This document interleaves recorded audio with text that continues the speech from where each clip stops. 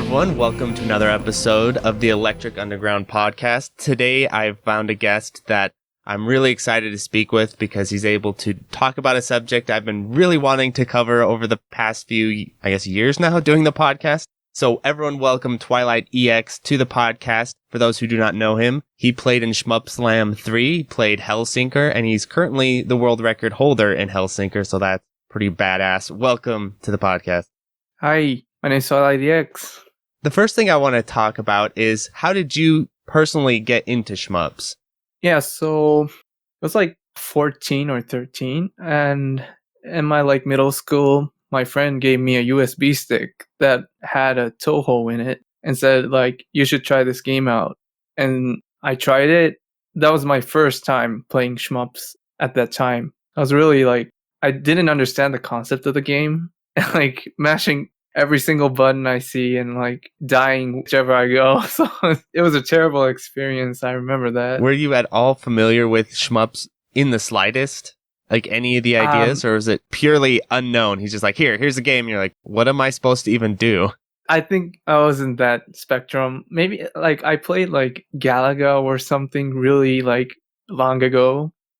So it was sort of I knew the concept of the games. Okay, you have lives, you have bombs, you don't die, okay? Right. There's bullets coming out and you're trying not to get hit. Oh, okay, I understand that, but I didn't understand how to dodge technical things, micro, macro, or whatever. So I didn't understand any of those, and yeah, it was a painful experience the first time I did it. How did you proceed from there? Because I think that's a lot of people's initial experiences with shmups is you get absolutely whopped, and some people are like, all right, this is stupid, and never play the genre again, or...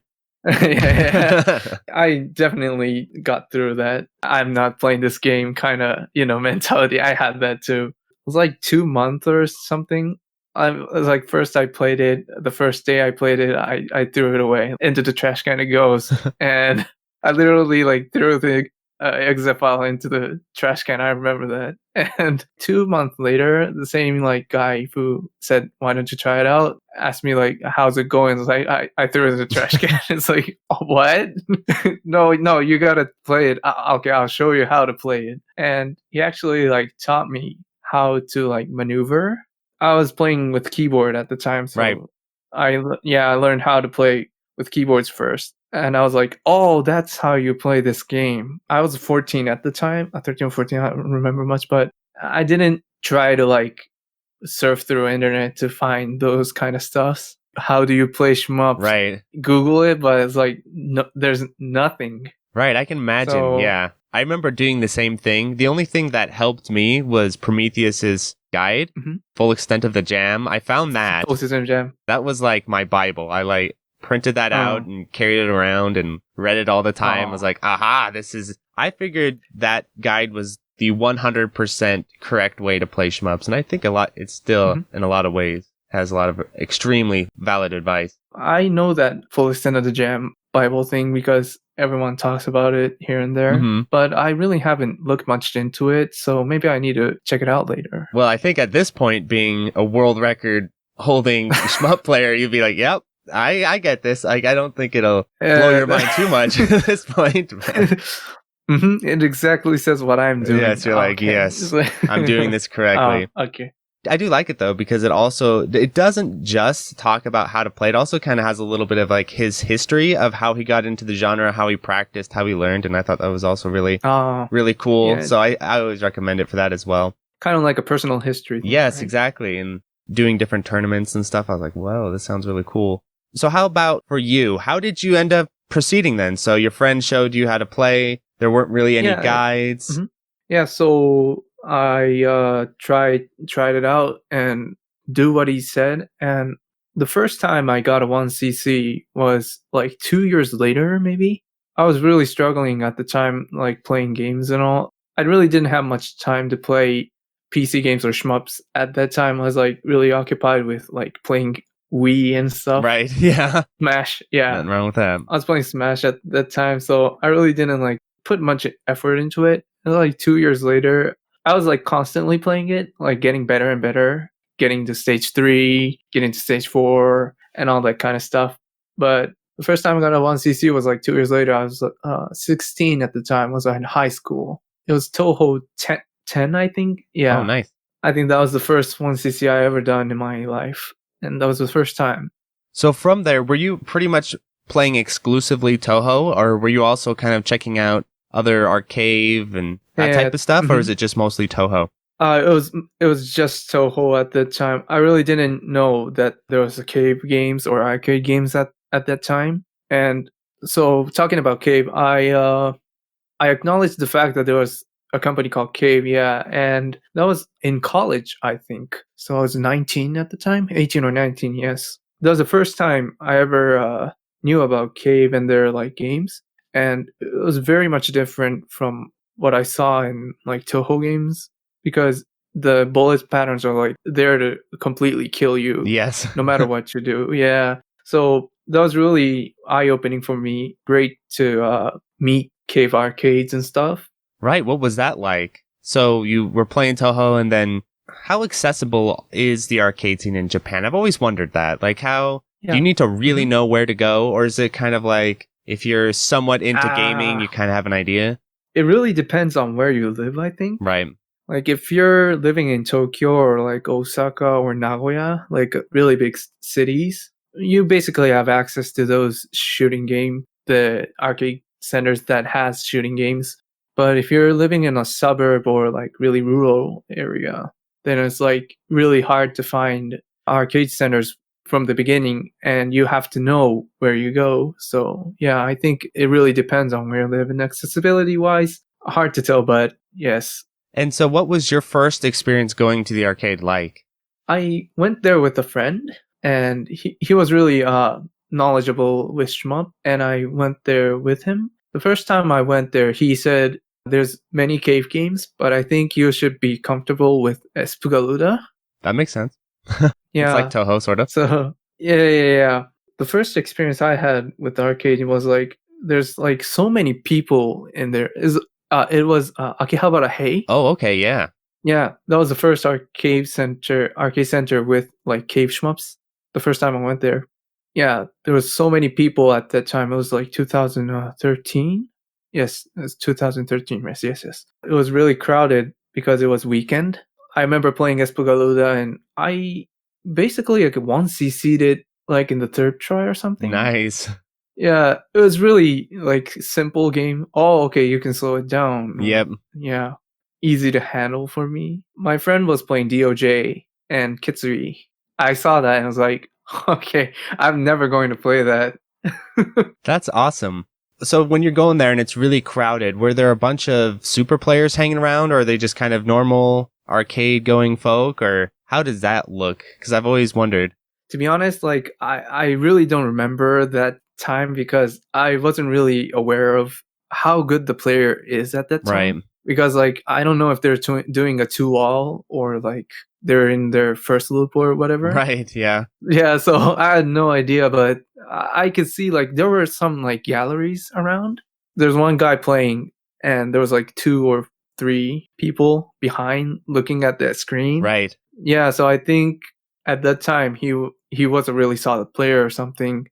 For super player wise, yes, I have met Kamui, the Garega player. Yes, like twice. I never talked to Kamui playing on Garega twice in my life, so that was really good. I've wondered, how often do you go to the arcade, and if you go there, is it like a regular thing where, oh, there's Kamui or there's WTN just, doing their thing, or is it like a very unique event like, oh crap, the super player's here, let's all run over there and look? That's a hard question, but you know their names, but you don't know their faces or their like playstyle wise. Right. So it's really hard to distinguish those people, to be honest. So maybe I might have like met them unconsciously. Right. Yeah, but in my life, the only super player I have ever met is Kamui in my life right now. So how often have you been to the arcade? I'm just curious. Yeah. When I was like really into arcade games, I went there like almost like every day. Awesome. Yeah, I went there every day. I was living in far away, not in Tokyo, but in Tsukuba, a little bit far away from Akihabara. So we had a local arcade center, and they had a Nessica. So I played Crimson Clover every day. Every Oh, day. that's really cool. Yeah. I didn't enjoy campus life, but I enjoyed arcade game life. So what is kind of the daily ritual of the arcade for you? You know what I mean? Like on a day-to-day basis when you went to the arcade, kind of paint a picture of what that was kind of like. You go to the arcade center with your bicycle, like 15 minutes away from your house. You go in the arcade center, and there's sometimes like people already playing on Nessica. So if they are playing, I always wait like 30 minutes or 1 hour or whatever. And when they're done, I go and take a seat and put in a credit, around like 4 credits each day, I think. Oh, okay. Yeah, every day. Yeah. And when I'm done, I not just shmups, but I played Blade Blue. Oh, cool. Yeah, the fighting game. Yeah. I play Blade Blue all the time with my other friend. And I played like music games too. Beatmania, Ubeat. That's awesome. Yeah, so I always spent like 1,000 yens maybe every day. It's like I didn't really eat or drink much, so I just poured my life savings into arcade games.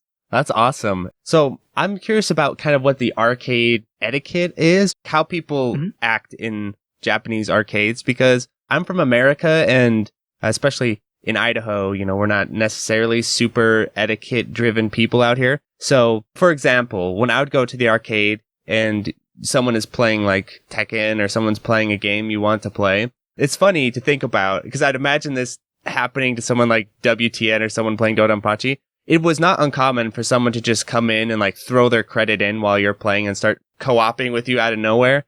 Or if they want the machine, they'll just stand right behind you. And as soon as your credit's over, like, all right, you're done. My turn. You know what I mean? Like, Yeah. Wonder if that would be a thing in Japan. Like, you're sitting there playing Crimson Clover and there's another player behind you, like, okay, buddy, as soon as this credit's over, this cabinet's mine. An old lady did this to me the last time I was in the arcade, just last few weeks ago. I was in the arcade, and this old 80-year-old, 7-year-old woman really wanted that Pac-Man machine, and she was just like right over my shoulder watching me play Pac-Man. I was like, okay, you can have the machine. Is that a thing in Japanese arcades, or I'd assume they're probably a little less confrontational, but I'm not sure.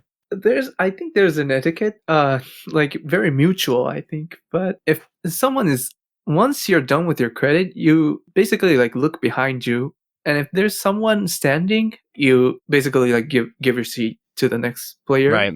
And if there isn't anyone, you just throw in another coin if you want to. So, and most of the people I've met in my life are very polite people, so they never like try to like smash into my Crimson Clover games. So have you ever had someone throw in a second credit while you're playing, and they're just right there playing co-op now, and you're like, okay, well, I guess we're playing co-op now. My friend had that experience right in my when we were when I was a gallery and he was playing, and someone in the opposite side threw in a coin and started playing, and my friend was like, what the hell?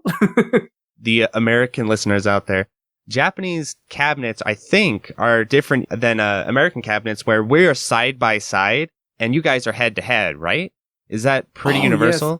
I think most of the arcade center is face to face, so you don't see the opponent's face. You never see your opponent's face. You just see the screen. Right. In American arcades, you're bumping elbows with them. They're standing there right next to you. I remember I had an experience when I was a little kid where I was in the 90s. People weren't good at fighting games at all anyway, but for scrubby 90s days, I was pretty good at Soul Calibur because I knew how to get really cheesy ring outs with hockey. Like, I knew how to ring out people with hockey really well. And so this older dude and I was probably 10 or 11 or 12, full-grown man comes over and he's like, he throws in his credit and we start playing against each other, and he keeps getting mad because I keep ringing him out with hockey and stuff. And I remember I beat him about 2 or 3 times, and I quit because he was getting too mad, and I was like, okay, I don't want this guy to like freak out on me, and he's kind of scared me. Oh, that's kind of scary. Yeah, I don't know if he would have done anything mean, but you know what I mean? Just like a child playing against a full-grown man. I was like, okay, this is getting a little sketch. Yeah, if I was your age, I would be scared too.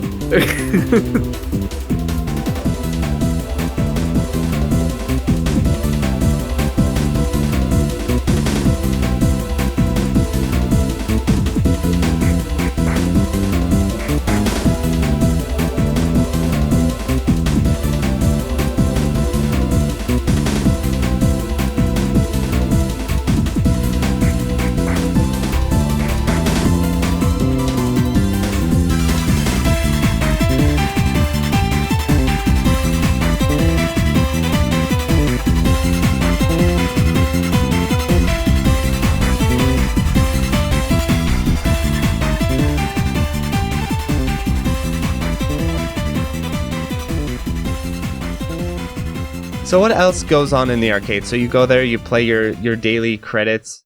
You wait politely for your machines. But you also said that you went around and played a bunch of different games, not just shmups. Is that pretty typical for the shmup player, or is that more of kind of your personal taste? I think it differs from people to people. I forgot who it was, but I think someone really a good player plays Beatmania 2. Yeah, I could see that, definitely. Yeah, I forgot his name, but yeah, when you're waiting your cabinet, you just go and play other games, or if it's like Hey, Akihabara Hey, you get to see like bunch of other games too. So maybe like waiting isn't much of a pain. But if you're in like a really rural or like small arcade centers, maybe it might be hard to like play other games. Right, yeah.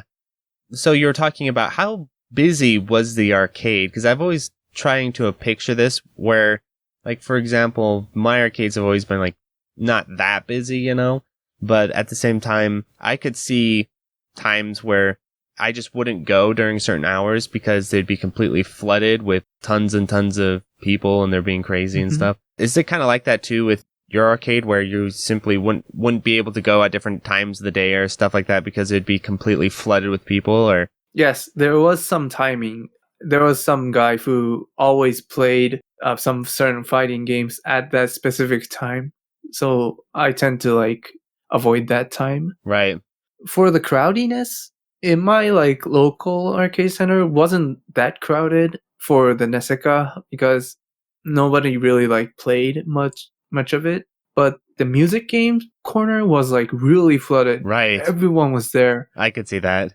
Yeah, it was really flooded. There are like so many cabinets, but everything is like, full every time because it's really near my college and everyone Right, goes there. yeah. So, yeah, it was really crowded. And for like other arcade centers, like Akihabara, on the weekdays, it's not that crowded. I think it's not that busy.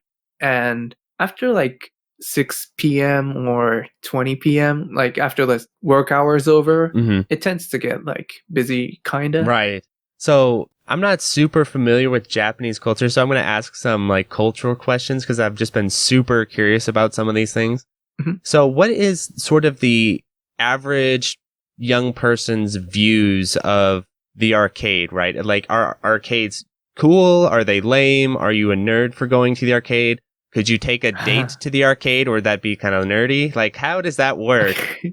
It depends on which arcade center you're taking for like dating purpose. Right, right. Yeah. If it's like Taito, there's like many types of arcades, but recently I think like Taito and Sega, uh they always like they have this massive amount of like prize games. Oh, okay. You know that prize, Yes, like the the claws, arm going down. throwing Yeah, the yeah, yeah. ball and all that sort of stuff. hmm And they tend to put those cabinets in the first and second floor. Most of the time, like most of the people, I think, goes to the first or second floor Right. because there's not much to do in the upper area. And if you go to like third or fourth floor or above, it gets more like nerdy, Ah, and okay, okay. it's like, yeah, music floor is on the third, fighting games on the fourth floor, shmups on the fifth, Oh, something like wow. that. So it really is like stratified. That is funny. Yeah, that makes sense to me. Like, it's kind of like in the arcades too, where you come in usually, like you're saying, the prize games are the first things you come into and that kind of stuff. If you want to find the, write-in cabinet or something, it's like way back in some corner somewhere next to the garbage Yeah. can. It's like, there's the write-in cabinet.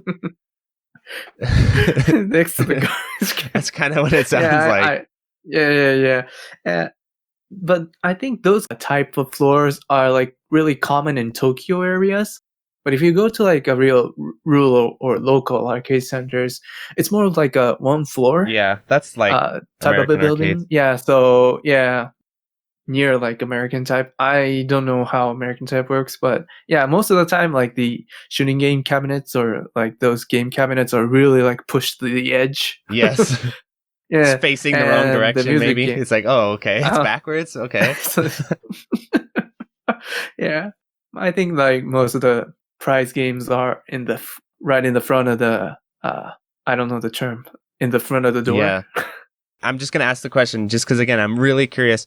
Is there much of a girl population in arcades, or is that because in America, like, so the way it works actually in America for people, because I forget this, a lot of international people listen to this, and I'm from Idaho, which is like very rural America, but so the way it works is actually there's two demographics of people you will find in the arcade, which is young families or nerds. So I'm just like a nerd in secret, so I'd be in the nerd category. Or there's the younger families. For instance, my dad used to take me to the arcades and stuff like that. So it's actually not that uncommon to see girls and stuff in the arcades here, but they're, like you're saying, they're more for like the prize games and those types of things, or they have their families there or that kind of thing. But like, I've never seen like the lone girl who's there to play right and there to play Time Crisis or something, just show up and play on her own, right? Like, I've never actually seen that happen. Does that happen at all? Girls who say, I'm going to go to the arcade, not to like hang out with my friends and stuff, but to play shmups or to play fighting games or something. Like, is that all that common? No. In my personal experience, no. Right, okay. I never seen a girl. Mostly if they come there with other boys or something. Right, yeah, and that happens here too. And yeah, they play like fighting games with each other or something. So I never seen girl only playing like.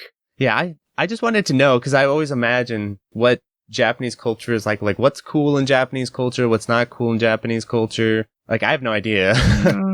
Arcade Center is, I don't think it's considered lame. I think it's more considered of like a place where like, I don't know if this thought really extends to this right now, but in the time before time, it's like arcade games were like where the bad guys like hang out, right? So like, really like the smoking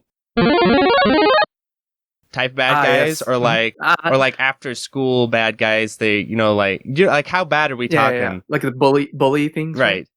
I think the latter is much more common. I think like the bullies or like really like the guys in school which are like really mean to you. Okay. Yeah. The rebel type. So, go there. Yes. Okay. I'm just wondering how bad are we talking? Like actual gangster bad? Because I've heard of that too. Like you may get shot walking into the arcade, or is it more like just like the jerks, the bullies, the people who think they're tough type people?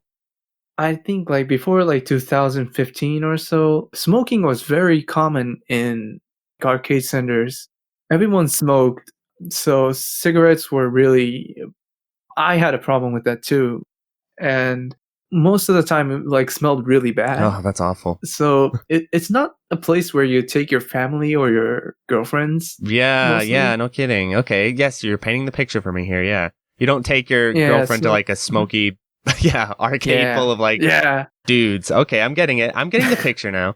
Yeah, that was really problematic. But recently they really toned down the cigarette thing, and they mostly like ban it or something. That's like super common. You can't you can't smoke indoors like anywhere, basically. In Japan, I think it's the same too right now. They're like, hey, maybe maybe this is a public health hazard. We have little kids in an arcade full of smoke. Maybe this is a public health hazard here. Definitely. Being it lame or not lame, I think it's not lame. Of course, like nerds like me go there, but it's viewed as not that lame, to be honest. I think going to the arcades. Okay. It's not like a place where like geeks hang out or something. No, that's what I'm getting at. Yeah. So okay, it doesn't have that reputation.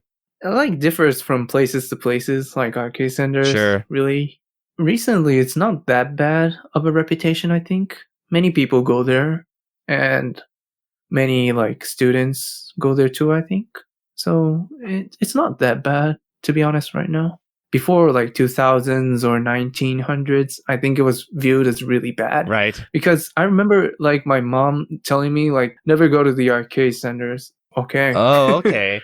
See, and like when I was a kid in the 90s, my mom would hand me $5 and drop me off there and be like, all right, see you in a few hours. It was like the highlight of my week. I was like, oh, we're going to the arcade. For people who maybe not catch the older episode of the podcast, like I love arcades. Like I have a deep love for them. And they were definitely a big part of my childhood. And it's actually not that common among like a little bit of the younger demographic of my listeners and or shmup players, because arcades died before they were able to actually go to them. But yeah, I don't know. Maybe Idaho had a stronger arcade selection than I realized, but it was a huge part of my growing up. So it is interesting. That's where kids went to the arcade, basically, or like older nerds. Like those were like the two demographics that went to the arcade. Oh, in Japan it's the same too, but I think it's like more for the older nerds or like students, Right. which yeah, it doesn't skew as was much targeted- towards like 12-year-olds, 8-year-olds, 9-year-olds type of thing. yeah, it's not towards the family, I think. Ah, interesting. Because when I see like a little child on an arcade center, it's like, are you okay? Are you okay? Are you being lost? here? Right. Yeah. Are you okay? Is there a mom here or something? So I used to live in America too, and I remember like going to Chuck E. Cheese. They had like really good arcades there. They did. People don't know that, but they had some legit stuff. Like I used to play it was Chuck E. Cheese, but then it went out of business and then it got rebought as like a knockoff of Chuck E. Cheese, but it still had all the stuff there. And they had like Tekken Tag and a lot of really great fighting games and some Raiden. Every arcade had Raiden when I went. That was like the shmup was Raiden. Yeah, it had a really cool selection of games. Yeah, I remember that too. But then, here's another thing I want to ask you about too with arcades. So what happened for me is that arcades basically died, and the problem was that there's a lot of factors for that, of course, but one factor that people don't tend to talk about as much is that the prices just skyrocketed. So, like I said, when I was 8 or 9 or 10, my mom would literally drop me off with $5, and I'd spend a few hours or so on $5. Well, it got to the point where, and there was actually a dime arcade, which was really cool. So you could go in and all the classic machines like the Mr. Do, the Pac-Man, a lot of beat 'em ups too. The X-Men beat 'em up, the Simpsons beat 'em up. Hi. You could play all of those for a dime per credit. It was a dime arcade. Yeah, so you get 10 credits for $1. So it was so $5, it was a feast. I mean, it was awesome. And then the more newer stuff coming out, so all the Tekken machines, all the Soul Caliburs, those were $0.25. And then freaking Tekken Tag was always 50 cents. I was like, such a ripoff. But anyway, because you got two characters, I guess it's 50 cents. But then a few years later, when I was kind of in middle school, kind of going into high school, I stopped going to the arcades because I was offended at how high the prices went. I went there to go play Tekken 4. And I kid you not, there was one time where it was $1 per credit. And I was like, no, that is against my morals. I will not pay $1 per credit. So I stopped going to the arcades because they kept jacking up the prices. Did that happen in Japan? Did your guys' credits prices skyrocket, or did they keep kind of reasonable? No, it was always, I think, $1. Whoa, per credit? Yes. Holy balls. 100 yen. Holy balls. Yeah, so I was astonished you saying like dime because... Yeah, so that's 10 credits for $1. There are like there are some like arcade centers that like do their pricing. Yeah, of course, I saw 10 yen arcades in my places too. I think they quit that too. I think they quit that. And there was a 50 yen gate. So that'd be about 50 cents, right? For Americans? Yeah. 50 cents. But I think most of the arcades was 100 yen. I think almost every place is. So when you're playing Crimson Clover, it was 100 yen per credit? That is crazy. Because like shmups, to finish the story, nowadays the prices went back down. So now they're basically $0.25 per credit most of the time. So if you go to play Tekken now, or you go to play Raiden, or I was playing this multi-cab thing, which is actually pretty cool. 1943 and all these different things. Pac-Man. $0.25 per credit. Gunsmoke. $0.25 per credit. But for you, it's just $1 straight across the board. Wow. So even, what about like Time Crisis and like light gun games? Are those $1 per credit? Yes. Holy smokes. Imagine the money you make on that. Yeah, but I think it's a bit high too. But to be honest, like standing on the arcade center standpoint, like getting 100 yen per credit is like really mandatory. I Is think. it? Yeah, because I think not many people go to the arcades now. And of course, like, yeah, there was like Corona and stuff. But even before Corona, I think in the late 2018s, there's not much people I used to see in like 2013. Right. That's what I've been hearing constantly, is that the arcade popularity is just dying off. Yes, it's really diminishing, I think, and it's really constantly going down. So I don't know if the prices really contribute to that, but in that standpoint, like if you were like an arcade center manager or something, are you able to like drop down the price from like 100 yen to 50 yen Yeah. or like 10 Have they yen? tried that? I don't know, but I don't think they tried just because it's not profitable, I think.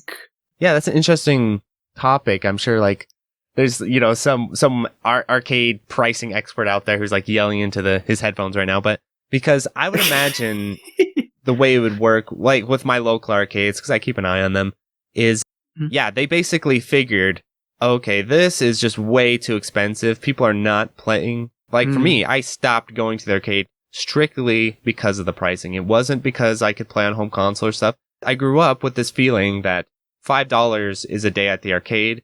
And then it's like, okay, times change. There's a little inflation. Okay, I'll give it $10 a day at the arcade. And then, but it got to be like $20 for half a day at the arcade. I was like, no, it's too expensive now.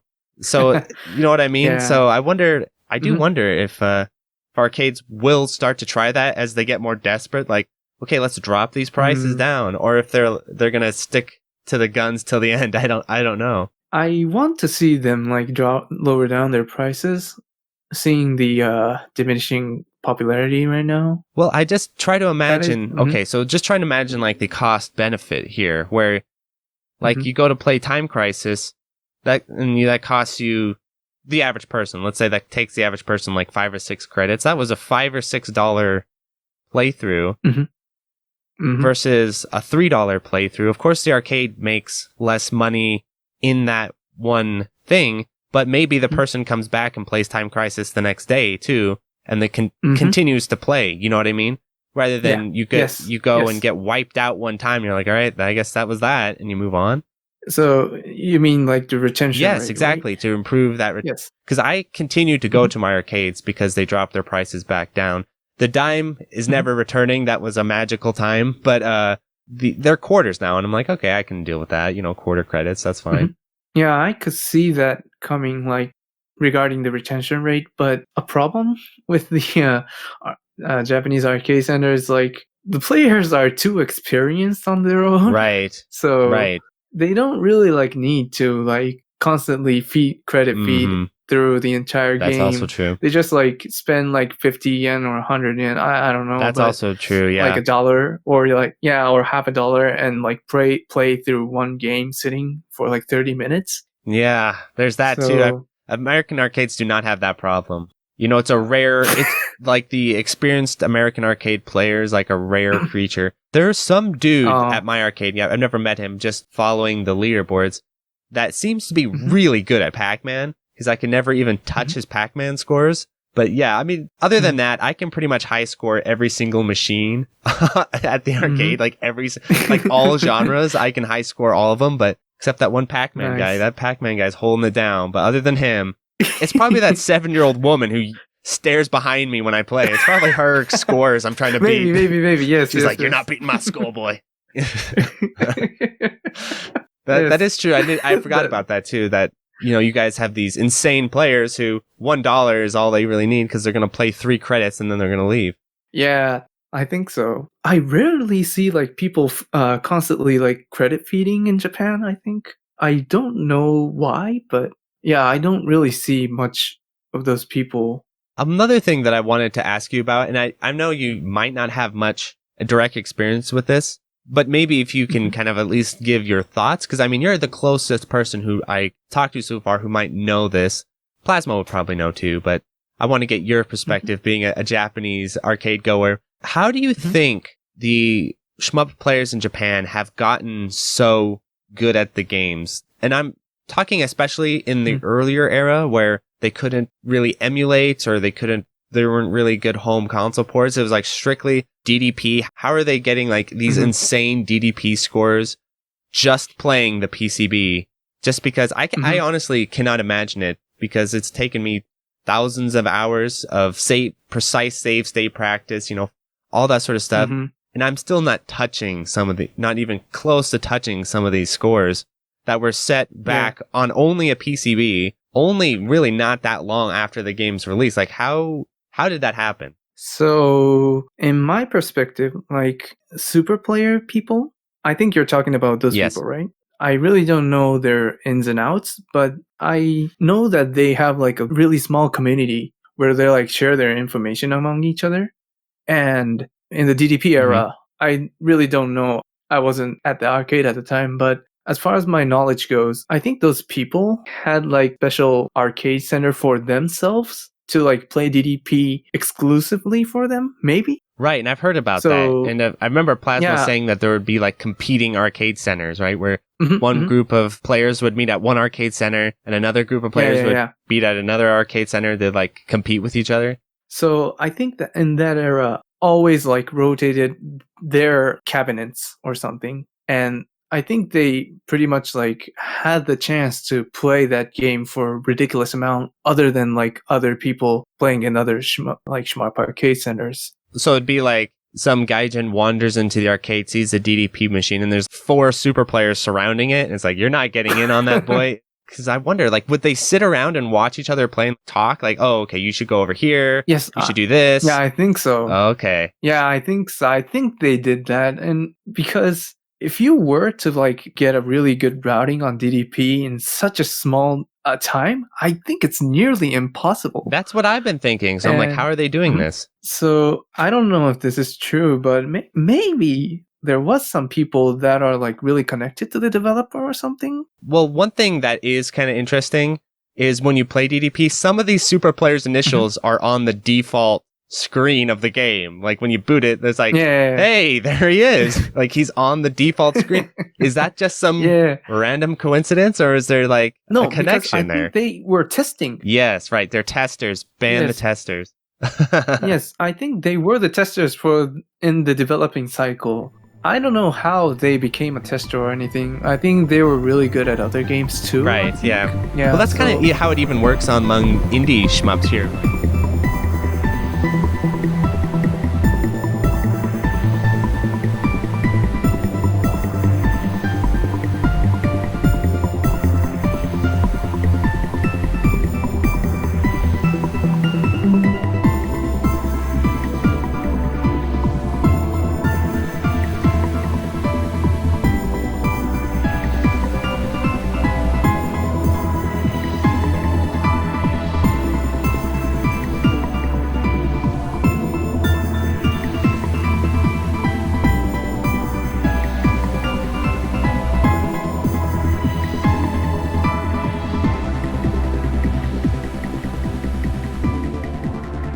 Jamers, for example, or Kiwi, yes. like they have a reputation as being great players. So when an indie dev is making a shmup, who do I have test this? Oh, Jamers, will you test this for me? Or Kiwi, or whoever it is, right? Yeah. So there is that too. Yeah, I think so. There should be some of those things too. That makes a lot of sense. And I have wondered, like, okay, why are there initials on the default score screen? Because that is kind of a funny coincidence, you know? Nah, I don't think it's a coincidence. Right. I think it's calculated, planned. I'm trying to think of other questions I've been wanting to ask about the Japanese arcades. I guess, what was your personal trajectory with them? I mean, do you still go to the arcades on the daily, or how did your relationship with the arcades sort of develop? After like graduating college, I really stopped going there because I really don't have much time to go to the arcade centers because of work and all that stuff. But before that, I went there daily, and recently I've been going back there maybe once or twice a month. What game are you playing when you go? But I play like mostly. I play like Espagoluda every time, but other than that, I play like Ketsui and Garega. Right Yeah, now, are those the machines arcade. all that popular, or are they just kind of like sitting there waiting for you when you show up? Because that's how it is with me when I go to the arcades. Like, all the machines are like, we missed you, Mark. You know, it's like there's no one really on them. They're just kind of like hanging out. Is it like that Yeah. with these shmups, or are there like a crowd of people around them? Recently, like after Corona, is Oh, like sure, yeah. I haven't really like saw Right, anyone right. really going there. Yeah, but before that, before like Corona, there was some people like playing on the arcade, so like they were not like hanging out lonely or Oh, anything. okay. I think they were like pretty people. So another thing I wanted to ask you about is, do you have any experience with JHA or how that works, or any thoughts on that? And that for those who are I at never home, had any that's experience on the JHA. Japanese No. world record keeping system. Yeah. I never had any experience. And to be honest, I really didn't care much about it, to be honest. You mentioned it like really a bit.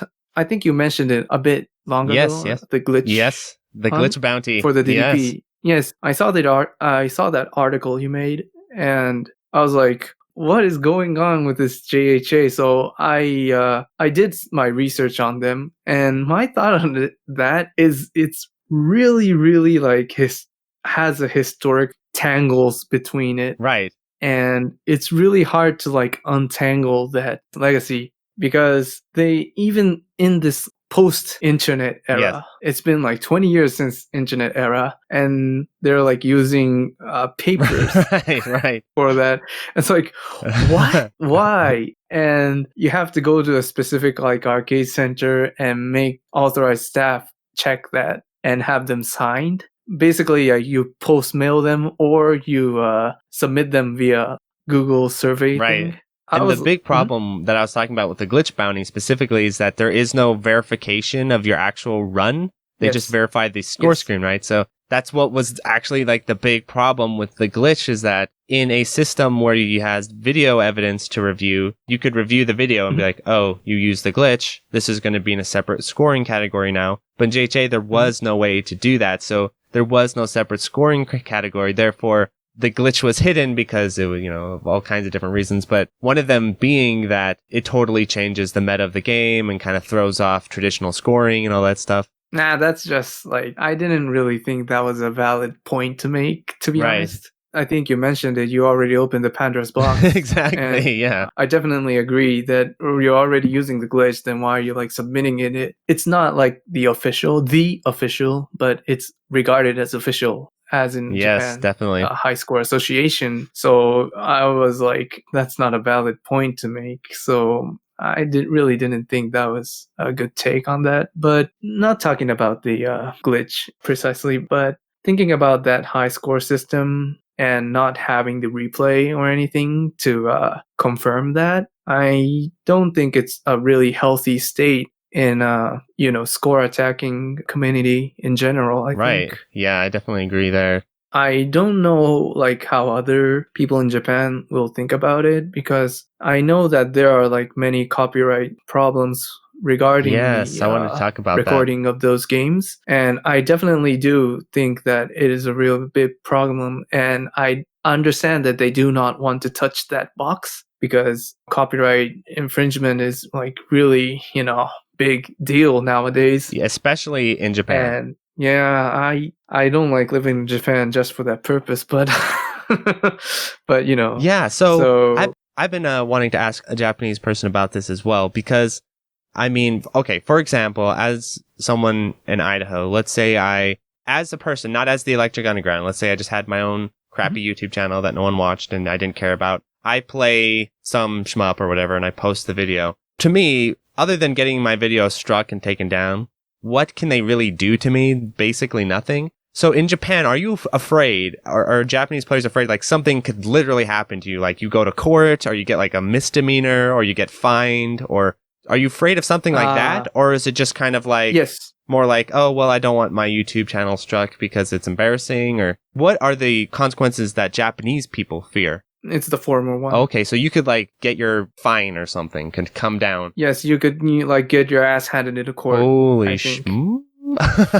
I cannot imagine that ever happening, but yeah, you might if the copyright holder says that's an infringement, and if you don't take down that video, then you're gonna have a really bad time, I think. So how common would that be played out in Japanese courts? Because I don't know how your guys' legal system works at all. But like I'm saying, like something like that. For instance, I remember when I was in college, I got in a little bit of trouble with my ISP for pirating movies. Whoops. And the worst thing that happened was like, my ISP's like, stop doing this. I'm like, all right, sorry, I won't do this anymore. And that was it. Mm-hmm. I mean, you'd have to be like really egregiously basically have to be distributing them for the most part, I think, before you'd end up getting your butt in a courtroom over it. Mm-hmm. I think the way kind of the American that I'm aware of. I'm sure someone has some horror story out there, and I've had a lot of friends who are pirates, so I know there's a lot of people who've had different experiences, but most of the time you get your ISP yells at you, and if you do it one more time, they might drop you, which is a big deal because then you may not have internet because in rural Idaho, there's like 2 ISPs, and you piss one of them off, you got to go to the other one, or you may not have internet. But at the same time, it's like all very indirect, and it's all like not going to be all that scary unless you start going like crazy with it. But the idea of posting Tetris Grandmaster video on your YouTube channel and then Erika gets mad at you and tells you to take it down. I mean, it doesn't seem that scary as an American player. You know, YouTube would just take it down. There's nothing you can really do about it, but it doesn't, unless people out there are different than me. I don't really fear ending up in a courtroom over that, but it sounds like in Japan that is a legit fear you may have. It's kind of hard for me to explain much, but I don't think it's the fear of you being taken into court or being fined is scary. The fear of like the reputation of that society, the social society's reputation to you is the fearsome point, I think. Okay. Because you are now regarded as a copyright infringement guy. Right. You know? And is that like, okay, like I said, maybe I hung out with a bit of, I don't know if it's really that degenerate. I guess the Americans can weigh here in the comment section, but it's like a story you tell your friends when you hang out. Yeah, my ISP got mad at me because I pirated Black Swan or something. And you're like, oh, you know, like, oh, that's funny. It's not like I remember my parents knew that I pirated films all the time. They're like, hey, can you pirate this movie for me? I'm like, no problem. You know what I mean? Like it's, I'm also in Idaho, so maybe that's one thing, but I've never seen a huge social stigma against it here, but maybe other parts of the country are different than that. How about I think like, it's like, kind of harsh. Yeah, like in Japan, would your friends be like, yo, what, like looking at you a little different? Yeah, it's like, no, you shouldn't be doing that. Why are you doing that? Okay. So that is interesting. So it's not just a legal fear, but like a social fear as well. And I think the JHA doesn't want to like get involved in those kind of things because they want to like stay on the neutral side. Yes. And I understand that standpoint, but I do as well. I don't think it's purely JHA's problem, but it's also like it's an overall problem as far as moving the genre forward. And I do wonder how that works with other genres, because I feel like shmups are just behind the times by a decade at all times. But let's say you're a Japanese Mario 64 speedrunner or something like that, or like a Japanese player of some other game. If you play Western games, you're not afraid of that because Western developers won't attack you. But I guess I've always wondered about this too, like how Japanese people feel about like speedrunning videos. Is Nintendo going to copyright strike your Super Metroid run? We know what they're going to do if you're playing in Melee, but we won't talk about that. I'll make a whole nother video about that. Ooh, hot topic. Yeah, I'll make a whole nother video about that. But you heard about the Tetris Grandmaster thing, right? Where Erika just scrubbed Tetris Grandmaster from existence, basically. I'm not really enlightened at that knowledge, sorry. Oh, that's fine. So basically what happened was the Tetris people were making a new Tetris game that looks kind of stupid, coming out in like VR and all this. To clear the path for it, they were getting annoyed with all these Tetris Grandmaster 3 videos because that's the favorite Tetris competitive game. Erika said, nah, screw that. And they copyright struck every single Tetris 3 video and basically killed the competitive scene by doing that. Yeah, not a lot of people know about this because it's Tetris and people don't care that much. So I've always wondered too, is that something, you're a Hellsinker player. That's an indie game. So that's, I'm assuming, less of a scary idea. But is that something the Japanese players are legitimately worried about, like with Grega, with Ketsui, with Dodonpachi, and all that stuff, where I thought Cave said that they're not going to do that, but you can enlighten me. Yes. I think there are like some games that they like handed over their rights to other companies. Right. Then that other company like sold that right to another guy and so on. So they really don't know where the rights are right now for those old kind of games. Like Dodonpachi or something. I don't know about Dodonpachi maybe, but to be honest, like many other shmup games or like Toaplan games, for example. Bat Rider or something like that. Batsugun, I meant. Batsugun, yes. And I think those kind of games and their rights are not in their possession right now. Right. So that's why I think it's really scary for them to like make a video or like record those things and make it public and they might like go crazy on you. So I think that's the scary part of it, I think. Yeah, it's a tough. I feel bad for Japanese copyright situation in general because it seems even more strict than American copyright. It's not good. It's not good for anyone. But there is a really nice counterexample that we definitely need to talk about, which is Toho and the way Zun has done this. I want to run some ideas by you. A very strong indie doujin Toho player. One thing that I'm really respecting more and more about Toho is Zun's kind of like semi-open license or mostly open license thing that he does, where you can do all kinds of cool stuff with the Toho property and not get sued. And I always feel like that's probably one of the biggest factors of Toho's success, because there's so much supplementary material, supplementary games, so much extra stuff surrounding Toho that Zun himself could never have produced just because of sheer volume and mass. And I've been wondering, would Cave benefit from doing something maybe not full on Toho, but maybe being a little bit more open with these types of things, like opening it up to be like, okay, we're never going to make more shmups, but maybe we can open the license up a little bit to get a secondary studio to do these games, or open it up to fan submission type stuff. Yeah, I think they would really benefit from it. I don't know why they don't do it, but I genuinely agree on that. I hope that someday they would. Right. I'm just imagining something like, you've heard about like Sonic Mania, right? With basically this ROM hacker ended up making Sonic Mania. I could see something totally like that happening with Cave, because there's so many talented indie developers out there that, and even in Japan, like the guy who made Battle Traverse, for example, that guy, just have him make a Ketsui game, or have him make like an official Cave game.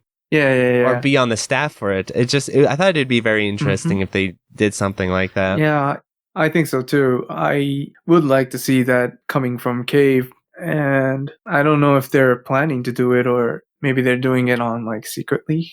That would be cool. Just because they hold all these shmup IPs and they don't seem to be doing much with them. So yeah, I always wondered what their game plan is. As for now, I don't think they're doing much of I wouldn't say a very good job, but kind of a poor job on those kind of things, I think. Yeah. I think the best thing that's come out of Caves recently is like M2's ports of their games. Ketsui Destiny and that sort of thing. The Esperate Sai. So maybe that's the plan. Kind of like what we're saying, where they hand the keys over to M2. They say, okay, you make our shmups now.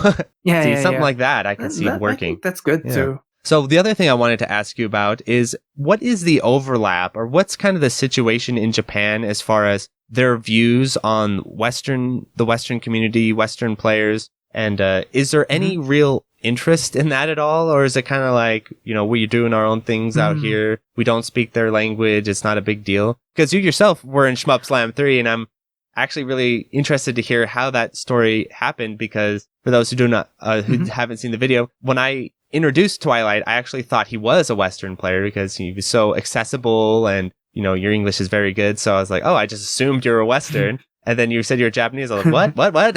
So how did you find Shmup Slam? How did you find the Western stuff? And is that a unique thing to you, or is this something we can see more Japanese players doing? Okay. So I should start where I found Slam 2, Shmup Slam. I actually watched Slam 2. Oh, awesome. Because I knew Helsinker was going to be played. I think it was Zarok, yes. I think. Yes, right? I think Zarok played. And I saw that through Twitter. Oh. What do you know what Twitter? Do you know like what account? Was it Plasmo's account? Sorry, I don't remember which one, but someone said that, there's going to be a Helsinker run in Slam 2. And I think it was this year's February or something? Yes, it was earlier this year, yeah. Yes, early in this year. And I was really into Helsinker at the time, so I was like, oh, that's really cool. I want to watch that. So I went and watched the Slam 2, and I basically saw every Slam going on. Awesome. And I saw that, score glitch and everything. And many players and many supportive audiences in chat really made me feel like, there is some community outside of Japan that really loves shmups. And I think that was the first time I ever had contact with in the Western world. Wow, that's really cool. So it was Shmup Slam that did it then. Yes, that was the bridge wow, for me. That's crazy. Yeah, and I think like some months passed, and I saw the Reddit post on Shmups, our Shmups, Yep. I think. Yeah, So and people keep it said, track. like, So far we've yeah. got Shmup Slam, we've got the Reddit. Two things that a lot of people were discounting the Reddit as being valuable, and I've been saying, no. Even if you guys have some beef with it, it is actually very strong at finding new people. Yes, I am the one person that got into that. And I saw the Reddit post on it and saying, like, we're going to host Shmup Slam 3. Okay, I may give it a try and play Helsinker because I was really confident in my Helsinker runs at that time. So, and I wanted to make the Helsinker community grow more and draw more people in. So I volunteered and I basically said, can I play this game? And you said, sure.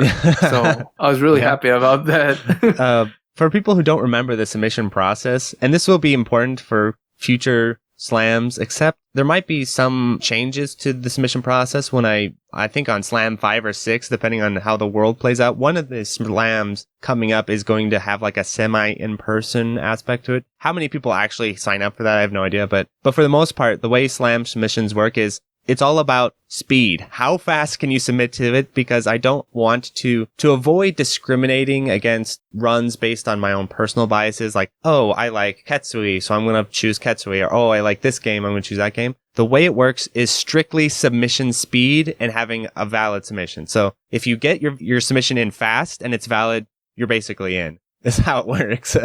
Rather, because I don't want Slam to be, I'll reserve some slots for people, like, 5 or 6 people that I'm reserving their slots. Other than that, like, it's just purely how quick and valid is your submission. So just people ask me how that works, and that's the policy, so that I don't want it to be me like cherry picking through people's submissions and being like, oh, I like this game, I like that game. You know what I mean? Yeah. So you got You don't want it to be biased, exactly. Right? The whole point of it is supposed to be like an opportunity for people who haven't shown up before. Like, that's the idea. For you, for instance, I had no idea who you were. I assumed you were a Western player, and I was like, cool, Helsinker.